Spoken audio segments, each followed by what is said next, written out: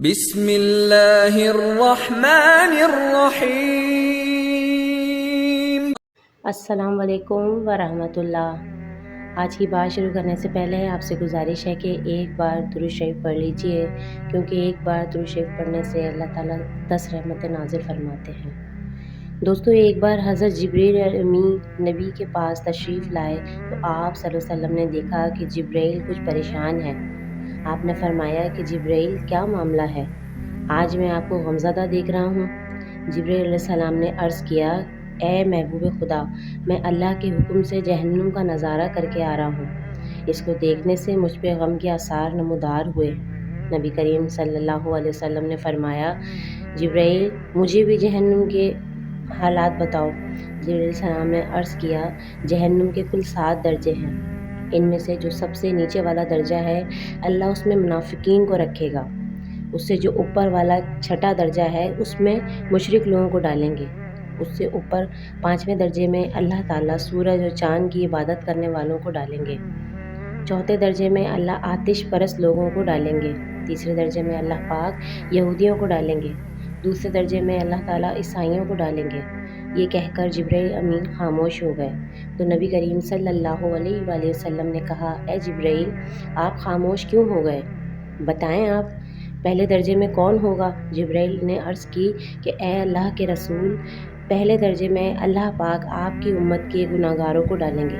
جب نبی کریم صلی اللہ علیہ وسلم نے یہ سنا کہ میری امت کو بھی جہنم میں ڈالا جائے گا تو آپ صلی اللہ علیہ وسلم بے حد غمگین ہو گئے، اور آپ صلی اللہ علیہ وسلم نے اللہ کے حضور دعا کرنا شروع کر دی۔ 3 دن ایسے گزرے کہ اللہ کے محبوب مسجد میں نماز کے لیے تشریف لاتے، نماز پڑھ کر حجرے میں تشریف لے جاتے اور دروازہ بند کر کے اللہ کے حضور رو رو کر فریاد کرتے۔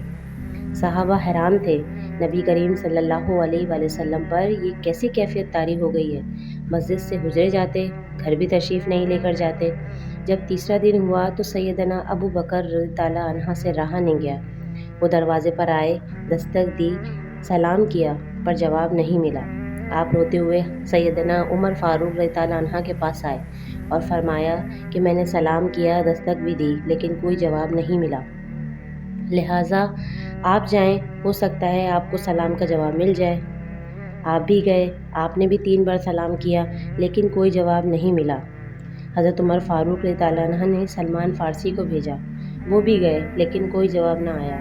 حضرت سلمان فارسی نے اس واقعے کا ذکر حضرت علی رضی اللہ عنہ سے کیا تو انہوں نے سوچا کہ جب اتنی عظیم شخصیات کو سلام کا جواب نہیں ملا تو مجھے بھی نہیں جانا چاہیے۔ انہوں نے کیا کیا؟ انہوں نے سوچا کہ ان کی نور نظر بیٹی حضرت فاطمۃ الزہرا سلام اللہ علیہ کو بھیجنا چاہیے، لہٰذا آپ نے حضرت فاطمۃ الزہرا کو سب احوال بتا دیے اور آپ حجرے کے پاس آئیں، سلام کیا۔ بیٹی کی آواز سن کر محبوب کائنات اٹھے، دروازہ کھولا، سلام کا جواب دیا۔ حضرت فاطمۃ الزہرا سلام اللہ علیہ نے کہا، بابا جان، آپ کی کیا کیفیت ہے؟ کیا پچھلے 3 دن سے آرام تشریف فرما رہے ہیں؟ نبی کریم صلی اللہ علیہ وسلم نے فرمایا کہ جبرائیل نے مجھے بتایا ہے کہ میری امت بھی جہنم میں جائے گی۔ بیٹی فاطمہ، مجھے اپنی امت کے گناہگاروں کا غم کھایا جا رہا ہے۔ میں اپنے مالک سے دعائیں کر رہا ہوں کہ اللہ ان کو معاف کرے اور جہنم سے بری کرے۔ یہ کہہ کر آپ سجدے کی حالت میں چلے گئے اور رونا شروع کر دیا، یا اللہ میری امت کے گناہگار، یا اللہ میری امت کو جہنم سے آزاد کر دے۔ اتنے میں حکم آ گیا، وَلَسَوْفَ يُعْطِيكَ وَرَبُّكَ فَتَرْضَىٰ، اے میرے محبوب، غم نہ کریں، میں آپ کو اتنا عطا کروں گا کہ آپ خوش ہو جائیں گے۔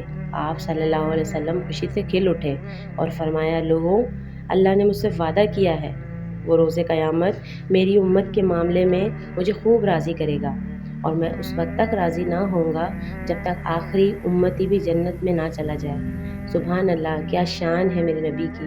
دوستو، آج یہ بات آپ سے شیئر کرتے ہوئے یقین مانیں میری آنکھیں بھر آئی ہیں کہ ہمارے پیارے نبی کتنے شفیق تھے اور امت کے کتنے غمخوار تھے، اور اس کے بدلے میں ہم نے ان کو کیا دیا؟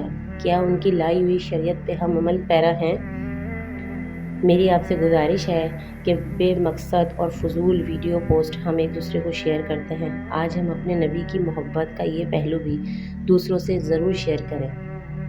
اگر آپ کو یہ ویڈیو اچھی لگی ہو اور آپ کی معلومات میں کچھ اضافہ ہوا ہو تو اس کو دوستوں تک ضرور شیئر کریں اور میرے چینل کو لائک اور سبسکرائب کریں۔ اپنا بہت خیال رکھیے گا۔ اگلی ویڈیو تک کے لیے مجھے اجازت دیجیے۔ السلام علیکم ورحمۃ اللہ۔